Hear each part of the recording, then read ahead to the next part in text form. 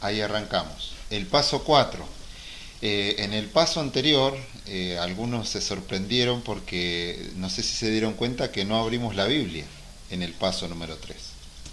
Porque básicamente el paso número 3 lo que nos remitía era un ejemplo de las misiones modernas, ¿no es cierto? Y vimos la vida, el trato de Dios con un hombre como fue Guillermo Carey, una persona que nació de nuevo, una persona que fue regenerada y como discípulo de Jesucristo encabezó junto con otros hermanos, ¿no es cierto? También hablábamos del contexto, cómo se entrecruzaban las voluntades allí movilizadas por el Señor mediante la oración también, y como decía, otros personajes también en distintos lugares del mundo, para hacer esa obra pionera, ¿no es cierto?, de las misiones en la época de la modernidad. Por eso, si bien estuvimos compartiendo algunos textos de manera parafraseada, no estuvimos yendo directamente a hacer una exégesis bíblica, ¿no es cierto? Es que también tenemos que entender el contexto de la materia. El contexto de la materia es misionología, entonces lo que estamos haciendo en esta serie es estar viendo distintos aspectos de esta materia. En el paso 4 tenemos una pregunta como título de esta lección. Dice, ¿cómo oirán? ¿Cómo oirán? En la medida que vayamos desarrollando Romanos, vamos a ir a las Escrituras ahora sí. Romanos capítulo 10, versículos del 13 al 15. También quiero hacer la aclaración, no vamos a hacer una exégesis ahora sobre cuestiones de la salvación, ¿sí? Como estamos con el tema de misiones, vamos a tomar partes de este capítulo, del capítulo 10, para desarrollar la temática, ¿sí? Pero bien podemos hacer en estar leyendo el capítulo completo como para quitarnos cualquier duda que pueda surgir, ¿sí?, de la lectura. Esto lo digo porque muchas veces nosotros hacemos esta salvedad, ¿no es cierto?, de no sacar un texto de su contexto. Y al compartir algo temático tenemos como ese riesgo, ¿no es cierto?, de tomar un texto desvinculándolo de su contexto para fortalecer un pretexto. Pero en este caso he estado analizando, bueno, y el material también lo ha analizado nuestro pastor Mauricio, es un material muy sano, pero bueno, les quería decir estas cosas para que las tengamos presentes, ¿no? Son pequeños tips para ir comprendiendo mejor cuestiones de la hermenéutica y de la escritura. Bien, vamos a leer desde el versículo 13 al 15 del capítulo 10 de Romanos. Versículo 13 al 15 dice, porque todo aquel que invocare el nombre del Señor será salvo. Versículo 14, ¿cómo pues invocarán a aquel en el cual no han creído? ¿Y cómo creerán en aquel de quien no han oído? ¿Y cómo oirán sin haber quien les predique? ¿Y cómo predicarán si no fueren enviados? Como está escrito, cuán hermosos son los pies de los que anuncian la paz, de los que anuncian buenas nuevas. Entonces vamos a tomar este pasaje porque, bueno, acá dice nuestro material de estudio que explica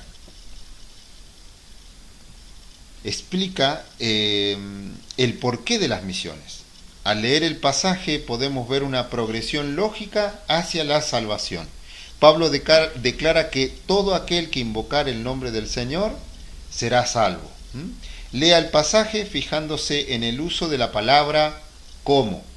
A partir del versículo 14, ¿no es cierto?, aparece esta palabra como para que nosotros veamos el encadenamiento que va proponiendo acerca de esto de las misiones. Dice, lea el pasaje fijándose en el uso de la palabra como, que señala la cadena de eventos necesarios para llegar a la salvación. Es decir, este texto nosotros lo tenemos que ver desde el punto de vista de las misiones. Como les decía anteriormente, no estamos analizando acá cuestiones de la doctrina de la salvación, porque si no empezamos a verlo desde distintos puntos, ¿no es cierto? Estamos viendo acá desde el punto de vista de las misiones. Por eso vamos a hacer énfasis en el cómo. Fíjense en versículo 14.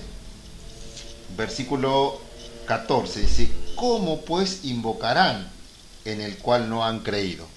Y aquí nos invita a rellenar esa parte, ¿no es cierto? ¿Cómo invocarán si no han creído? Dice: ¿y cómo creerán en aquel de quien no han oído?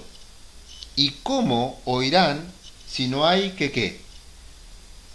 Si no hay quien les predique. Entonces, podemos observar lo necesario que es para nosotros esta tarea que tenemos, que para nosotros es un mandato de parte del Señor, por tanto id, pero a la vez es necesario para la salvación de las almas, de las personas. Dice: así que llegamos al corazón de las misiones. Para clamar a Dios hay que creer, pero para creer hay que oír, y para oír hay que tener uno que les predique. Una persona no puede convertirse a Cristo si está en la ignorancia, creyendo en mentiras, supersticiones y tradiciones humanas. Y esta es una realidad que nosotros podemos comprobar con cualquier vecino, con cualquier amigo. Cuando uno se pone a hablar de cuestiones de la fe, nos encontramos que hay personas que creen en cualquier cosa, aunque no tengan ningún tipo de prueba o ningún tipo de... Y algunos que sustentan su creencia en cuestiones personales, en cuestiones subjetivas, o porque, bueno, mi papá hacía lo mismo, yo lo repito. Esas son cuestiones de la tradición, ¿no es cierto? Y que no tienen nada que ver con el Dios de la Biblia, con lo que se revela para nosotros en la palabra de Dios. Dice: nunca oirán la verdad si no hay alguien que comparta la palabra con ellos. El soberano Dios pudiera haber escogido cualquier método para difundir su palabra, por medio de ángeles, de sueños o una voz desde el cielo, pero decidió usar personas para predicar. El Señor se podría haber empleado cualquier método, y eso lo sabemos, ¿no es cierto? Porque Dios es el Dios todopoderoso. Podría hacer cosas tremendas y cosas maravillosas, pero notemos que tenemos el privilegio nosotros, como veíamos, ¿no es cierto?, en el paso 1, que como discípulos somos enviados, tenemos esta responsabilidad, esta bendición, esta tarea extraordinaria de poder llevar el mensaje a otros, ¿sí? Dice: según lo que aprendió en el paso 1, ¿a quiénes ha dejado Dios este privilegio? A sus discípulos, ¿recuerdan? ¿Sí? El Señor hablándole a sus discípulos, o hablándole a la iglesia, también lo podemos decir, les da ese encargo que ya vimos ahí en Mateo. Romanos capítulo 10, versículo 15, continúa con la progresión. ¿Cómo predicarán si no? Versículo 15, ¿cómo predicarán si no fueran enviados? Es decir, acá vemos también esta necesidad, ¿no?, de enviar personas. ¿Quién envía? Nos hace la pregunta. ¿Quién es el que envía? Esto no hay un autoenviarse, ¿no? Acá hay una tarea, ¿no es cierto? Ya lo vimos. Primero es Dios el que llama a las personas, a esos hombres que Él ha escogido, que ha separado, que tiene preparados, que le ha dado esta tarea desde antes de la fundación del mundo. Y hay también una tarea conjunta con la iglesia, ¿sí? Con el liderazgo de la iglesia, la congregación reunida, ¿no es cierto? Hacen esta tarea, y además la propia convicción, no vamos a decir todos, bueno, el Señor dice fulano y fulano no está ni ahí, ¿no? Sería un voluntariado, no sería una persona voluntaria, ¿no es cierto? Lo colocamos ahí para que sea voluntario sí o sí. No funciona así. Hay dos elementos en el envío de misioneros, y ya lo vimos en Hechos capítulo 13, versículos del 1 al 3, pero lo vamos a volver a leer. Hechos capítulo 13, versículos del 1 al 3. Había entonces en la iglesia que estaba en Antioquía profetas y maestros, Bernabé, Simón el que se llamaba Níger, Lucio de Cirene, Manaén el que se había criado junto con Herodes el tetrarca y Saulo. Ministrando estos al Señor y ayunando, dijo el Espíritu Santo: apartadme a Bernabé y a Saulo para la obra a la que los he llamado. Entonces, habiendo ayunado y orado, les impusieron las manos y los despidieron. Podemos observar ahí la participación primero y más gloriosa de todas, ¿no es cierto? El llamado divino. Dios ahí interviniendo, Dios el Espíritu Santo, tomando el cuerpo de Jesucristo, de la iglesia, alguien para una tarea, para una misión determinada. Y también el acompañamiento de la iglesia, ¿no es cierto? Comisionando, enviando, dando testimonio, ¿no es cierto? Dice punto 4. No, perdón. Nos faltó leer, dice, Dios los llama y los envía, ¿no es cierto? Haciendo alusión a Hechos capítulo 13, versículo 3. Y la iglesia envía, comisionándoles, animándoles, orando por ellos, apoyándoles con finanzas y más. Esto es una tarea en conjunto, esto es una tarea congregacional. Dice punto 4, ¿cómo describe Pablo a los que anuncian las buenas nuevas? Miren qué maravilloso en el versículo 15 de Romanos, capítulo 10, versículo 15. Dice, como está escrito, cuán hermosos son los pies de los que anuncian la paz, de los que anuncian buenas nuevas. Cuán hermosos son los pies. Esto es algo que dice Dios, ¿no es cierto?, acerca de estas personas que tienen esta noble tarea, esta bendita tarea de comunicar la palabra del Señor. La Escritura dice, cuán hermosos son los pies de los que anuncian la paz, de los que llevan estas buenas nuevas de salvación. Es interesante que menciona los pies en la versión Reina Valera. Un misionero es uno cuyos pies lo llevan a lugares lejanos. Hay que ir, porque la gente no vendrá a nosotros. Más bien la mayoría son indiferentes o resistentes. Por esto hay que ir donde ellos se encuentran, aprender su idioma, su cultura y ganar su confianza.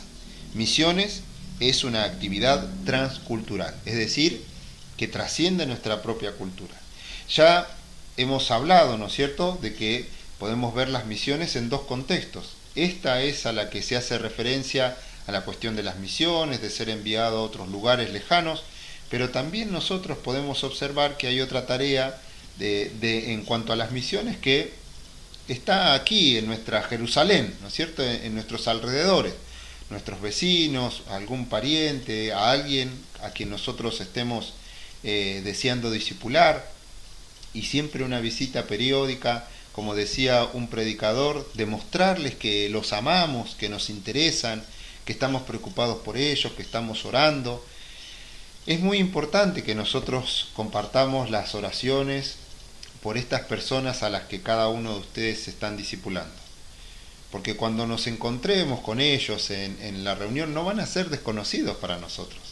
Es mucho más agradable poder darles la bienvenida porque sabemos de quién estamos hablando. Por ejemplo, como orábamos hace un ratito, ¿no es cierto?, por Rosa y por otras personas, ¿no es cierto? Al encontrarlas ya algo sabemos de ellas.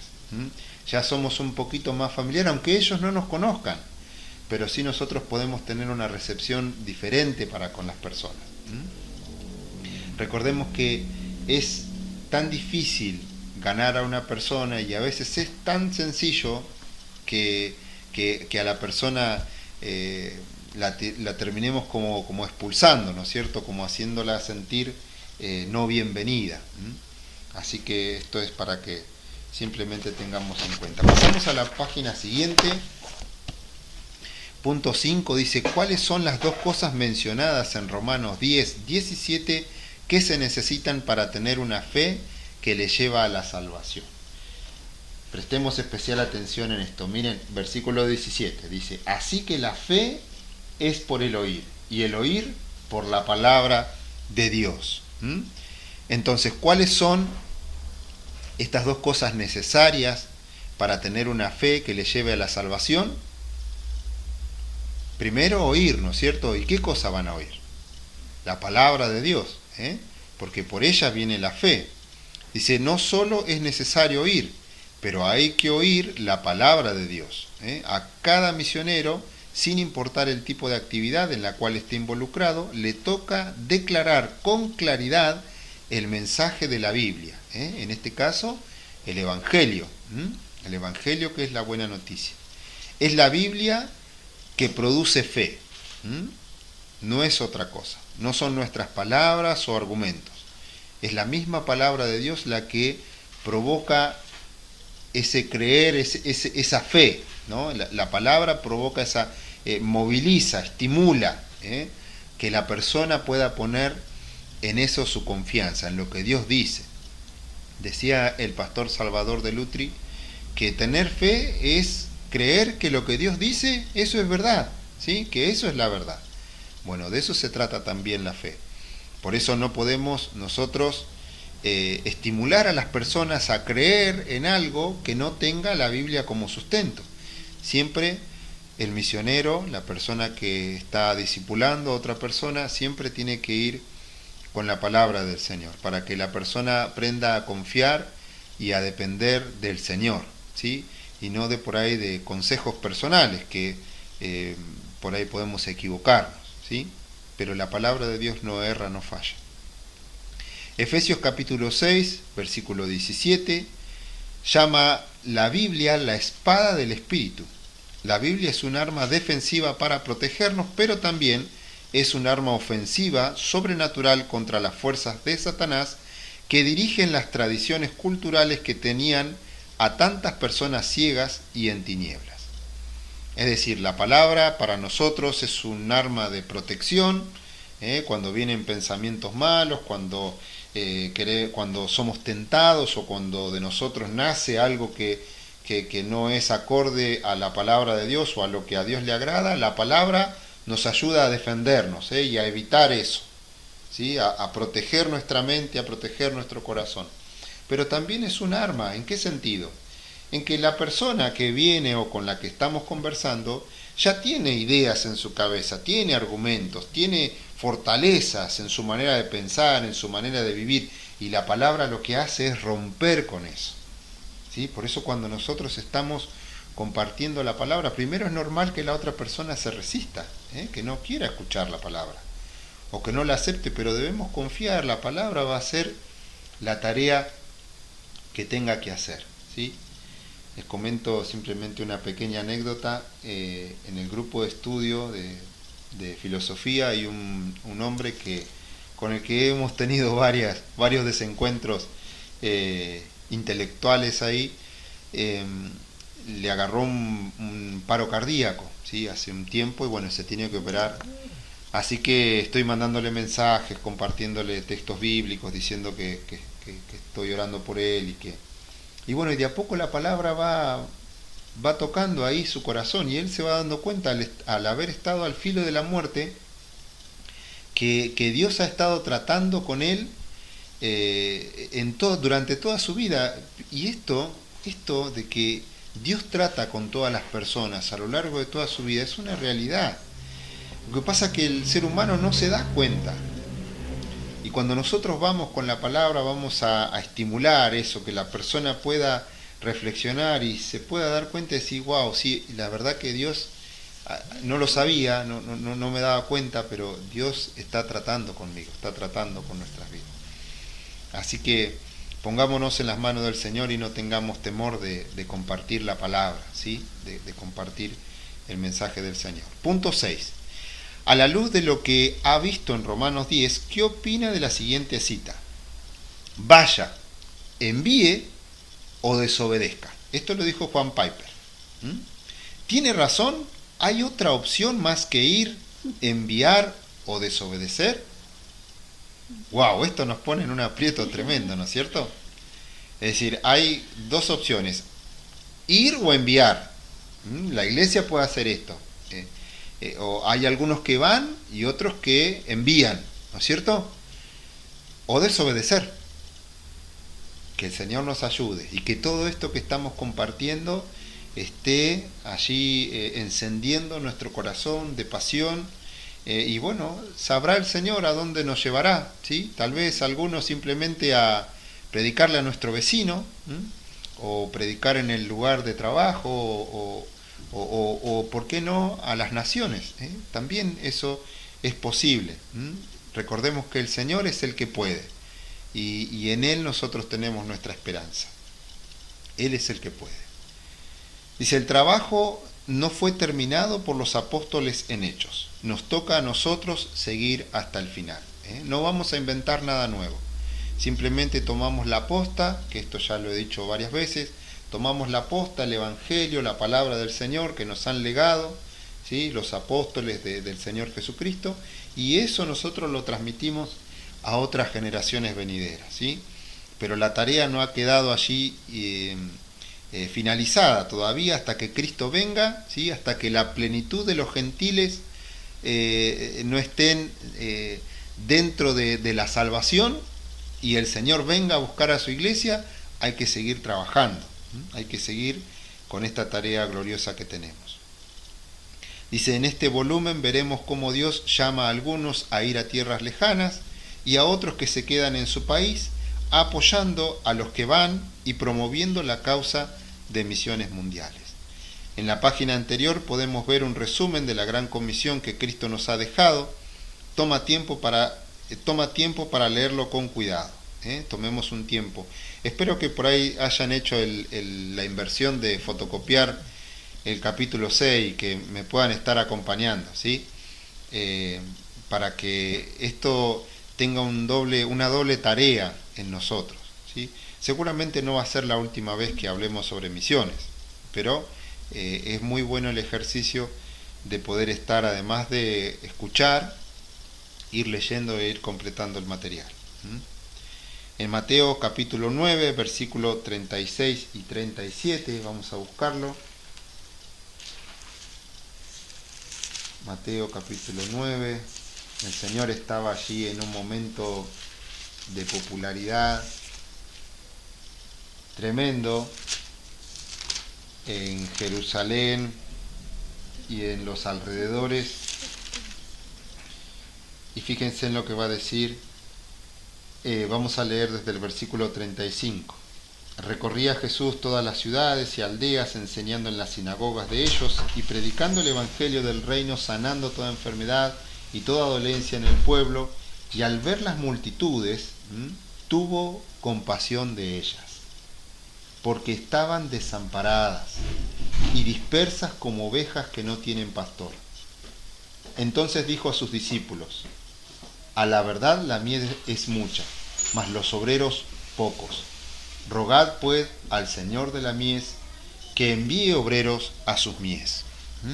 Tremendo este pasaje, ¿no es cierto? Notemos que hay muchas palabras que podríamos detenernos allí y reflexionar sobre eso, ¿no? Cómo el Señor se compadecía de las masas al ver la condición, ¿no es cierto?, la condición del hombre.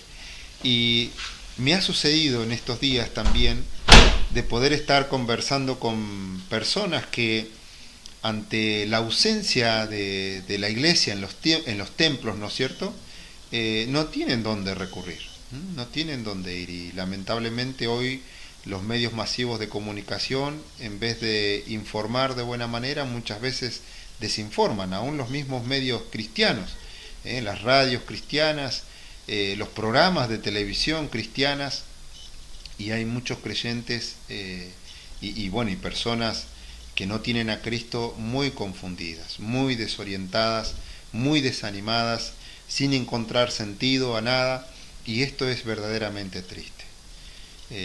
Gozamos nosotros de la esperanza, gozamos nosotros del gozo de la salvación, de la fortaleza, de la gracia de nuestro Dios, pero podríamos pensar un breve instante qué sería de nosotros sin esas cosas, sin saber que tenemos una esperanza, sin saber que tenemos un propósito en nuestra vida, sin saber de que no somos el resultado de una explosión, sino que hay un trato de Dios, hay un cuidado de Dios, hay una obra de Dios que nos involucra, que nos tiene presente, que nos tiene en cuenta.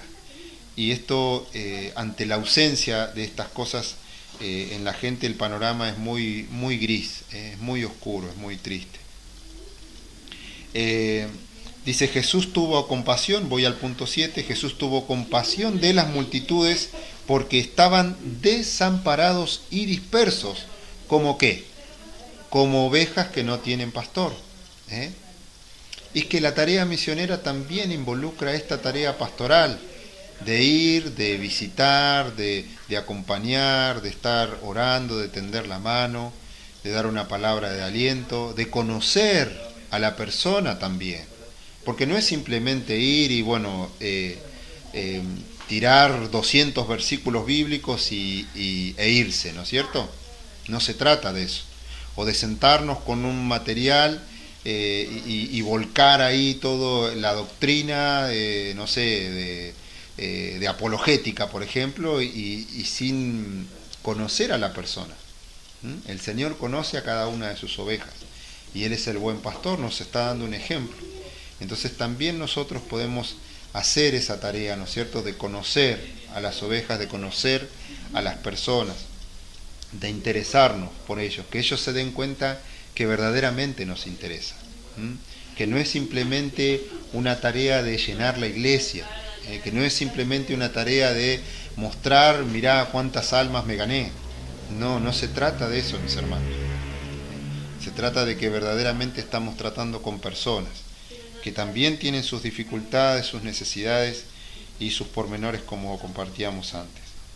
Dijo el Señor también, la mies es mucha, pero los obreros pocos, ¿sí? Los obreros pocos. Pídalen al Señor de la cosecha que envíe obreros a sus mies. ¿Sí? Este debe ser el pedido de la iglesia, ¿sí?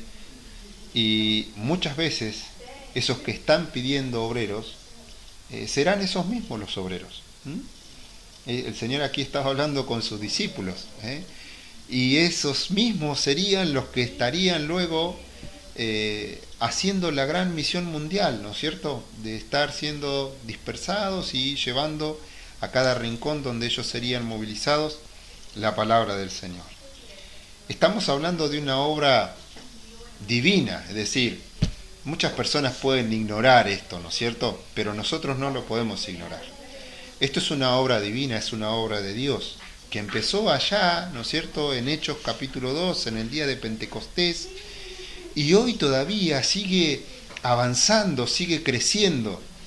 Siguen habiendo personas entregadas que dan su vida por el Evangelio, que comunican la palabra del Señor a otras civilizaciones, a otras culturas, que se dedican a traducir, que se dedican a escribir, a transcribir la palabra, que se dedican a apacentar, a pastorear, a seguir llevando de lugar en lugar lo que sea necesario para que el Señor siga haciendo su obra en medio de este mundo. Punto 8. En su opinión, si hay mucha cosecha, ¿por qué hay tan pocos obreros? Apunte abajo por lo menos 4 razones por qué faltan suficientes misioneros para alcanzar el mundo para Cristo. Podríamos nosotros, si por ahí examinamos nuestra vida, decir al menos una de esas excusas, ¿no es cierto? Que bueno, que tengo mi compromiso laboral, que tengo mi compromiso académico, que tengo mi familia, que tengo mis hijos, que mis hijos están pequeños, que no sé, que todavía no terminé mi casa, que todavía tengo que pagar el auto, que qué sé yo. Yo creo que podemos hacer una reflexión sobre esa serie de excusas que nosotros ponemos delante del Señor. Digo nuevamente, esto no es para desanimarnos, simplemente para que seamos honestos con el Señor y con nosotros mismos, que nos demos cuenta que hay una tarea real, ¿sí?, una tarea concreta, y que muchas veces, o al menos podemos decir también, y mejor, que por ahora no estamos abriéndonos camino o no estamos involucrándonos en ese aspecto, ¿no es cierto?, en el aspecto de las misiones. Porque no sabemos, por ahí, la semana que viene, el mes que viene, el año que viene, para eso nos estamos equipando, para eso nos estamos preparando. Creemos también firmemente que hay que prepararse, ¿sí?, que todo este tiempo no es en vano.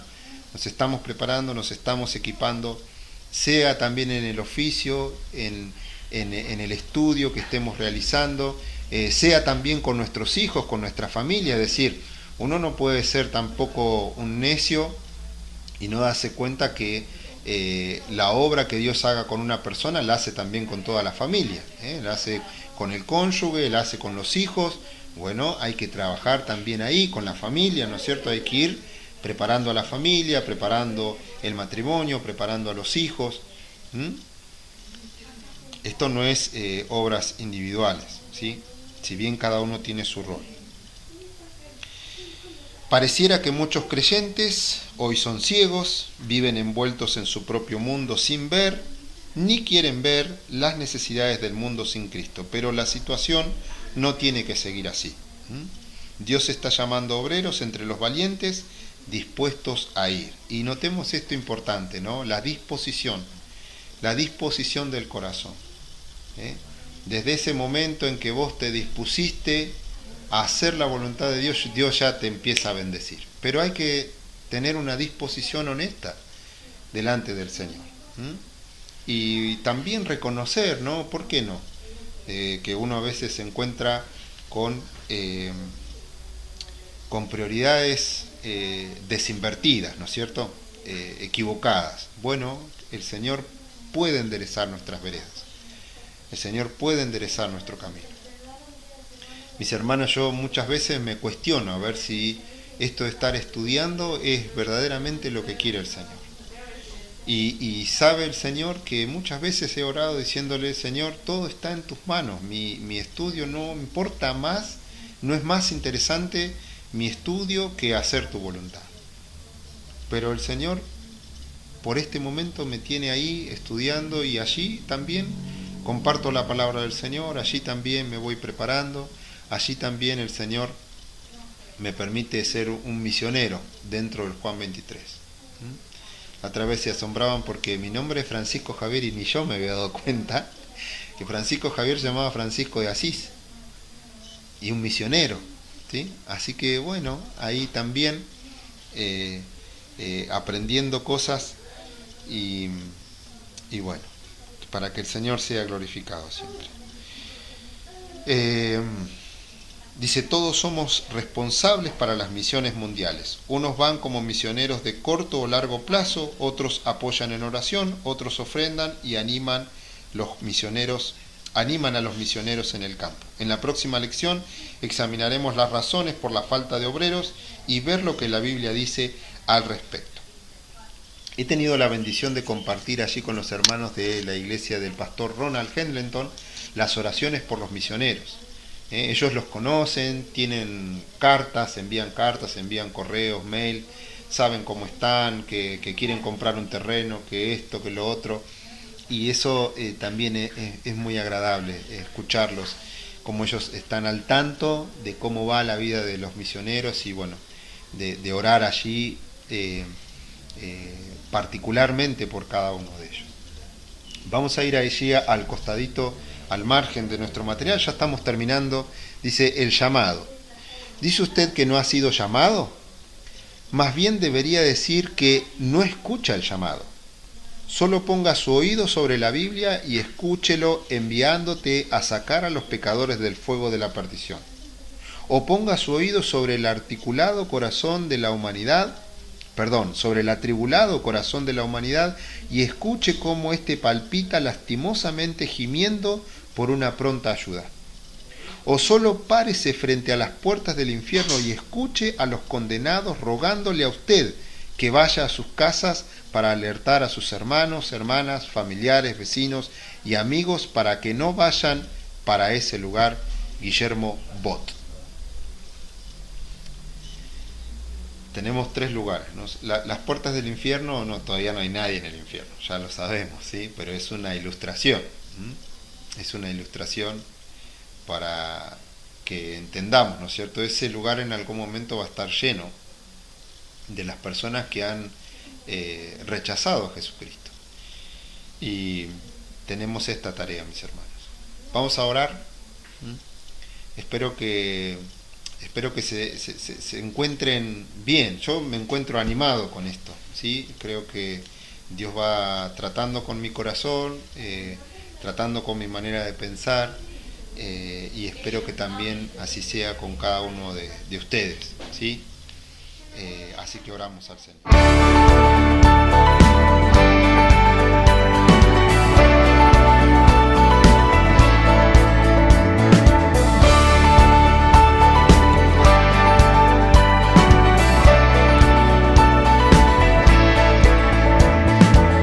Si nuestro canal ha sido de bendición para tu vida y sentís el anhelo de poder colaborar, te dejaremos estas cuentas para que puedas ayudarnos a seguir creciendo. Dios te bendiga.